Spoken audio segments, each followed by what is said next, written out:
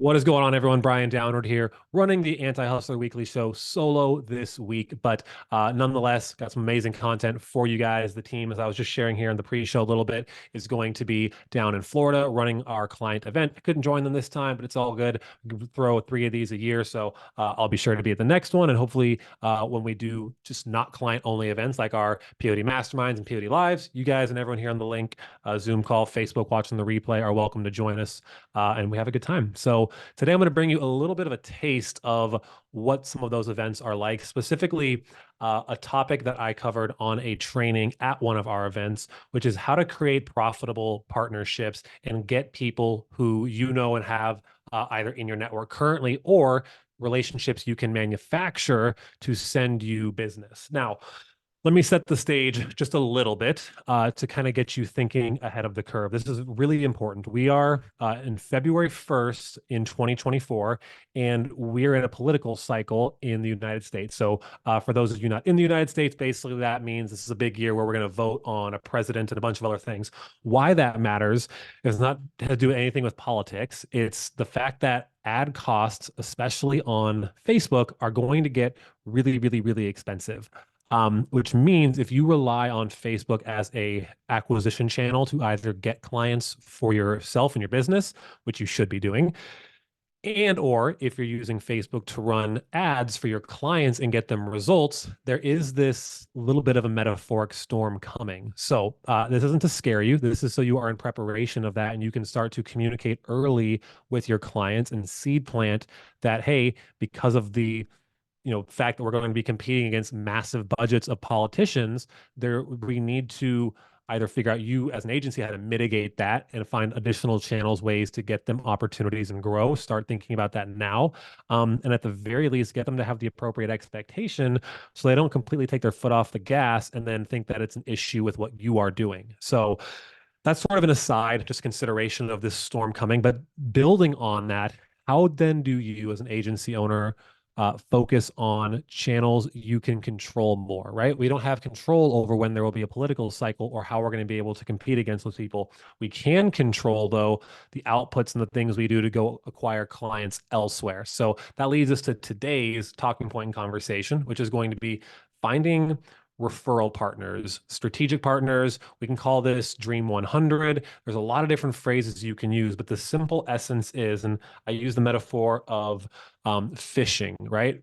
It's where you're going to go to a pond where has the type of fish, the type of clients you want to catch, and you're going to go fishing there, and you're going to go intentionally like set up camp by that pond and figure out how to get clients from that pond. Now, there's tangible ways to do this in a reality, and there's a lot of different avenues you can take. So hopefully in today's show, I can give you guys a lot of clarity on that. I'm going to break down how you can first identify and find those people, what you can do to add value to their world to get them interested in wanting to work with you. And then lastly, how you actually set up a simple partnership to make it all work. So what I want to do is kind of a little bit of a teaser, if that is cool with everyone. I am going to open up Google Docs real quick. Let me see if I have the link directly to this. In the channel, haha, I do have it. Nice. When I say channel, I apologize. In the Facebook group, Sales Savage Facebook group, I recently dropped this. Oh, nice. We actually had a picture of it there as well. Good job, team. A little bit down here. Okay, cool. So I asked if anyone wanted the sales deck from my presentation. Because you're here hanging out on the show today, I'm just going to go ahead and give it to you. I don't care if you didn't ask for it. You're going to get it. I'll allow you guys to make a copy of this, so I'm not just giving everyone access to the main thing. But this is if you want to go in more detail and understand this topic a bit deeper. This link I just dropped, you can take that, run with it, because it will explain in a bit more depth how to make this happen, right? So again, I'm going to just, for the sake of summarizing this for the show, and then we'll go through each of these briefly. I'm happy to, after the fact, we can, I'll hit the pause or the end on the recording. We can do some Q&A and talk through this a bit and see if you guys want to do some live implementation of this. But essentially, you create your hit list, right? Who should you reach out to? How are you going to get in? There's different methodologies for doing it. I'll just kind of bury the lead real quick and spoiler alert, the best way is almost always to buy in through sponsorships. If these people have a group or association or an event, like buying in as a sponsor is one of the best ways to just throw gasoline on this and do this quickly. I'm going to talk a little bit about the PCAC framework for outreach. I'm going to give you guys some exact scripts. And again, the scripts are inside of here. I'm not going to really go through the agreements part. You can look in the deck if you want to. This is kind of like the boring side of it, but probably some of you are thinking like, why would someone partner with me? Why would they give me access to their list? And it's two very simple reasons. First one being one, they are very likely wanting to find good resources to send to their customers because their customers are asking for things like the services you sell. So they want their customers to do better. I'll give you some examples of that later. And or they're going to be financially incentivized as some kind of affiliate and they get a kickback for making that connection. So it could be a combination of those two things, sometimes one or the other. But those are the two reasons why someone would want to do this for you. And then the part that a lot of people skip, and frankly, this is kind of the hard part because it's not the sexy thing, but like, how do you just maintain and nurture relationships and keep actually like front of mind with these people, and not just drift off into obscurity? And it's this thing where you just kind of start spending less and less time with someone until you don't talk at all. That's absolutely exaggerated with a random business associate or connection if you don't actually nurture the relationship. So these are the kind of the 5 points I'm going to hit on some in more detail than others today. But to start, and again, I'm going to kind of jump around in this presentation. What are different examples of this? What would make for a really good partner to send you clients? And again, I'm just going to back to the why on all of this. It's really important to go back to the why.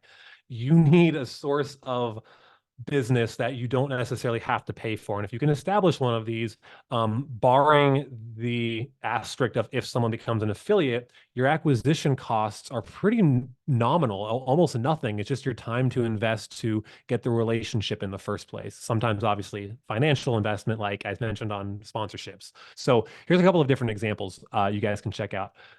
I'm going to actually change my screen share just a little bit so you guys don't have to be bored to death by all the nonsense on my computer. A little more focused here. So basically 4 different groups. These aren't all, end all be all. There's definitely other things like, people with a YouTube show, a podcast, a Facebook group, those types of things also can fall in these categories. These are probably my go-to, my favorites here. So one-off events and sponsorships. This would be like if you know of a local association relative to your niche, just go on Google, guys. We've done this show so many times. Like, just plug in what the name of your niche is, the keyword association, in a couple major or metropolitan cities near you. There are a lot of these things, and a lot of times the cost to buy in and sponsor their one-off events, like it's not that much. And a good example is I have a client who loves to go hunting. He lives in Arizona, and I had to do some research on local groups and associations in his niche for like home service businesses. And multiple groups and associations have one-off hunting shooting events for their members where sponsorship was like $300. So it's kind of like this funny unicorn of an example, but like, dude, this is your people. They're going shooting. It costs $300 to sponsor it, and then you can go shake hands with the leaders of this group and association.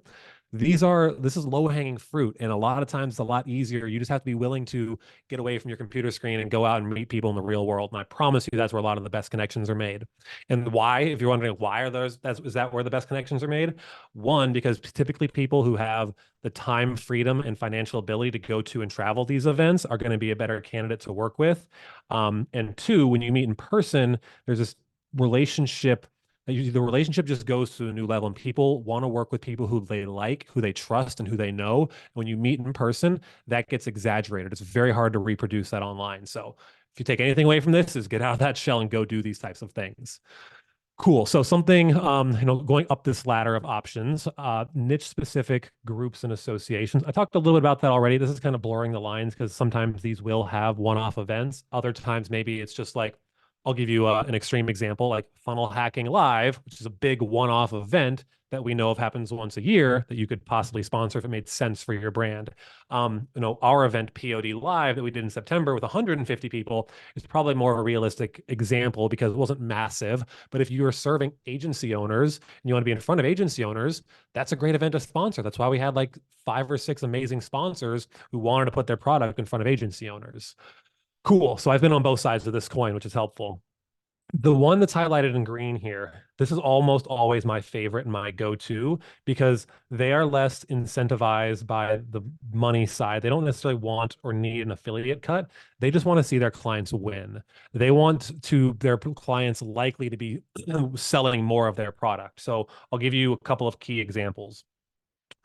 One of our clients who works with Kairos was kind of struggling to acquire business consistently until they partnered with a manufacturer of red light lasers. So red light laser, and don't quote me on all the logistics of what that looks like. It's basically a machine for chiropractors to do some kind of procedure for their patients. Great. This company has hundreds of chiropractors across the country who bought their tool, who bought this machine. So these machines are expensive. The doctors need to sell patients and packages for this machine to pay off the debt usually or the loan they use to get the machine. So they really want their doctors to sell more of the service and to obviously buy more machines. That's the company's goal. So if they can send good marketing agencies to their chiros to do the marketing to get them more red light laser clients, everyone wins.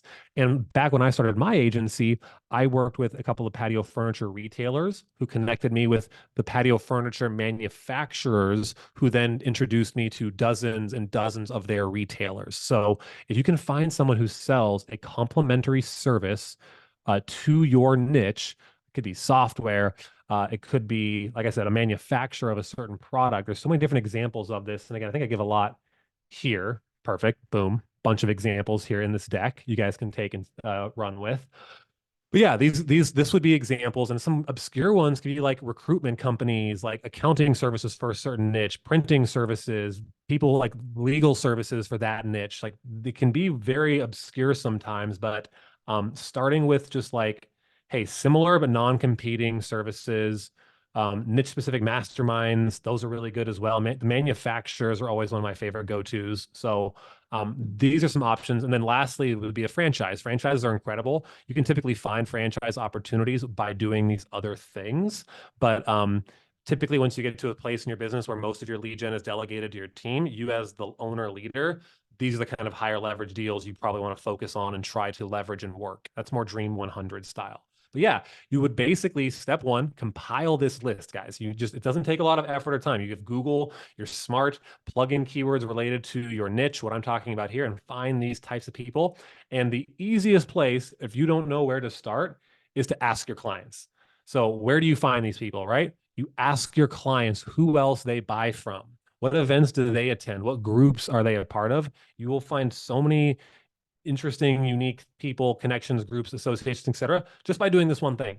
And again, like I'm not going to go through this whole deck, but there's a lot of really cool stories in how this one guy, Doug Sanicola, who ran his company, it was not OW Lee, it was Outdoor Elegance, connected me with the International Casual Furnishing Associations, which not only got me this free publication in their magazine, but it got me collaborations with like these huge brands.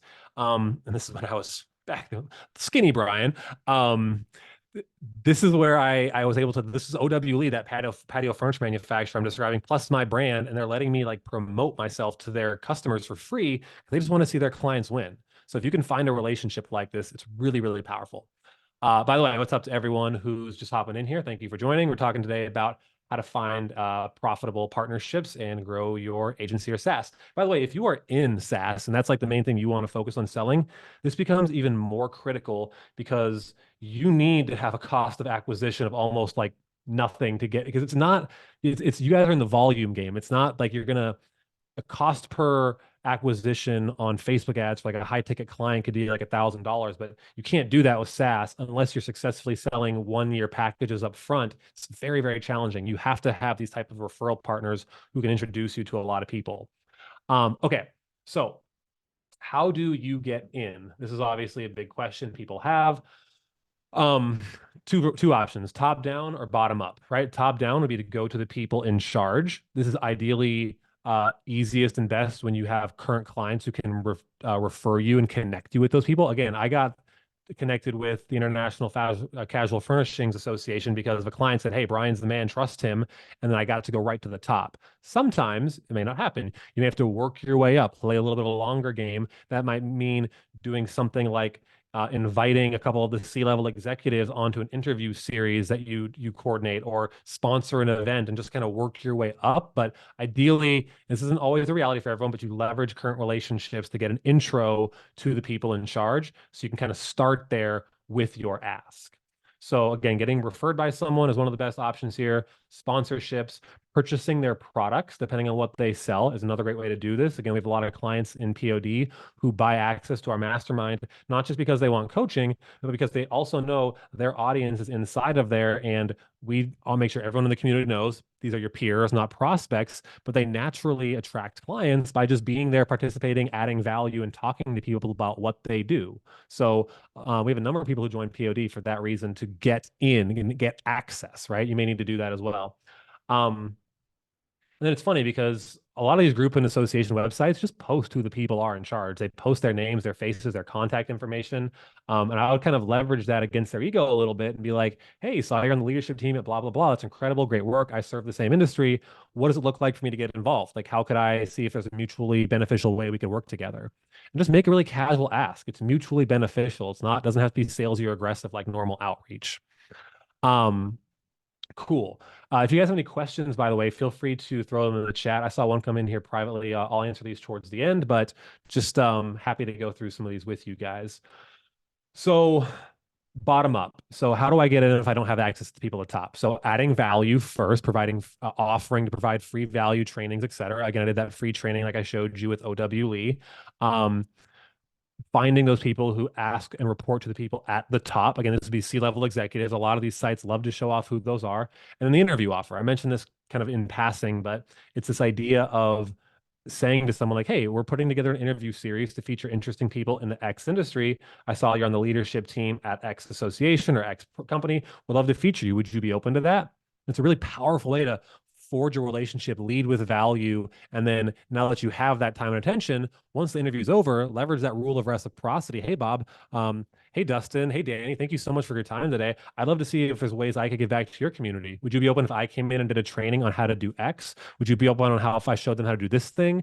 Again, like, incredible doors can be opened just by offering to give someone a little bit of time and interview them. People have big egos and they love this. I could do a whole episode on this. I won't today. But this is a really powerful thing we've leveraged over the years to get our referral partners in POD. Big people like High Level, Extendly, connections to people like Digital Marketer. It's pretty impressive what we can do with a show like this. Just invite someone like Mike DeGrassi, who's the head at Digital Marketer, has the prologue of Alex's book, right? All because we offered to have him on our show at one point, and then now it's a mutually beneficial partnership. He likes what we're doing, we're being interviewed, vice versa. So this little tactic right here can really, really work for you guys. And it's, again, a really good way just to forge a relationship and create a relationship with someone who you otherwise wouldn't be able to do so. All right, so the PCAC framework for outreach. Let's break this down quickly. Not going to spend too much time here. So here's the PCAC framework. How do I do outreach to these people? I've identified them. I understand how I can kind of get in. So I always like to refer to this: personal opener, compliment, add value, curiosity question. Again, I dropped the deck here in the chat. I'll do it one more time before we end the show, so those of you who hopped in a little later can grab it. But no, this was an example of what we sent to the high level team back in the day when we wanted to initially work together, right? It's like, hey, I love the videos you guys are consistently putting out there. Super valuable. If you ever want to cover how to use this thing in the community, be happy to share it with the group. Would you be open to a short call? So really simple: add value, compliment, open-ended question. So again, this would be more related to like a medical device manufacturer, right? Maybe if you work with dentists or med spas. Hey, saw on LinkedIn you oversee clinic partnerships at this device company. Must be fun to support all those clinics, and it looks like your team is doing amazing work. My team and I actually work with a number of clinics as well, and we're always looking for mutually beneficial partnerships. Open to a call to see if there's any way we can support each other. So again, mutually beneficial. And I'd follow up these messages with phone calls, frankly, because these are high value, important targets in terms of like the spectrum of your leads. These aren't like churn and burn, email them once and, oh, well, it didn't work. Like, if this person's got access to a massive client list of your ideal clients, do not settle on one message. Follow up with them, call them, like do it. This needs to be high touch outreach. There's this joke of like, how often should I follow up with someone? It's like follow up with them until they buy or die. In this case, until they become a referral partner or die. I know that's morbid and extreme, but I'm just trying to make a point. Another example here, you guys can check out in a little bit as well. But that is if you pick up the deck, you should pick up the deck. Hint, hint, wink, wink. But yeah, that is the PCAC framework. Just a couple of examples of how you can reach out. And again, if you're just going to step up and just sponsor something, that's easy. That's just like, hey, how do I sponsor? What's that look like? Cool. And now you're bought in, and now you have a reason to talk to them. A little bit of a bonus hack here before I jump over into the maintaining and nurturing partnerships. And I'll stop my screen share for a minute so I can look at you all when I say this. How do you do this for free? And then how do you get the most out of it when you do sponsor an event? How do you benefit from being an attendee or like a free version, not sponsoring, but you're like, hey, Brian, like I don't really have money to sponsor this yet, right? But I want to like connect and really meet these people face to face and like find referral partners. So, and this goes for especially if you sponsor an event. Some of the best places to find referral partners are the people who are already sponsoring those same events. So let's say you have a niche event for plumbers and you're going to go there and there's 10 other sponsors. All 10 of those sponsors could be potentially referral partners because they've proven they're willing to invest money to put themselves in front of plumbers. They have a plumber product. They have probably plumber customers. So what you do is if you're attending these events, whether they're free or slightly paid, go connect and talk to the sponsors. They want to talk to you anyways, right? Like that's what they're there to do, is to talk to people.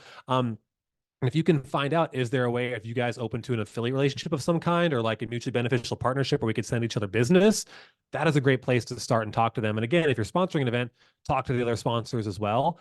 It was crazy. At POD Detroit, we had two of our sponsors who met, and one of them acquired a piece of the other's company the following week because of just them connecting at the event. So I think I brought that example up last week, but this is, again, guys, there's recurring themes here. Look for the through lines and the things we're saying here because I'm trying to, and I love this example. We don't want to beat a dead horse and have the same conversation over and over again. I want to turn the diamond to let a light shine on this topic in a new way that hopefully motivates, inspires you to go do it and take action because maybe you didn't hear it last time that way. So hopefully this is really helpful for you guys. And just so I know that it's helpful and this, you guys are paying attention, drop a 7 in the chat for me here on Zoom so I know you're paying attention and you're with me if you're finding some value in this.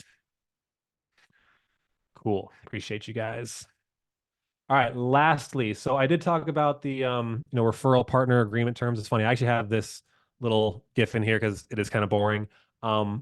Basically, guys, like I was talking about, there's 2 reasons why someone would want to partner with you on this. One, they want to see their clients, their customer base, their audience do better and get that result that you're promising because it would benefit everyone to have that happen. Or 2, they're going to be financially motivated. So one hacker tip, if you will, on this I'll give you is don't start with that you will pay them. I always want to start and see if they're just interested in just, hey, can we send each other business? And it doesn't have to be anything crazy formal, but if you've got a big client list, is there a way I can add value or you can send us some people and then we can get into this cadence of introductions without having it to be I send you money. Now, I would be sending those people gifts once in a while as a token of my appreciation, but I wouldn't lead with, hey, I'll give you money because it might not be that for them, right? So don't give that up if you don't have to. And then if that is the thing that's motivating to them to get it done, okay, that's fine. Have that conversation. What's fair and reasonable? It all depends on what you sell. If you're selling like a lower ticket SaaS product,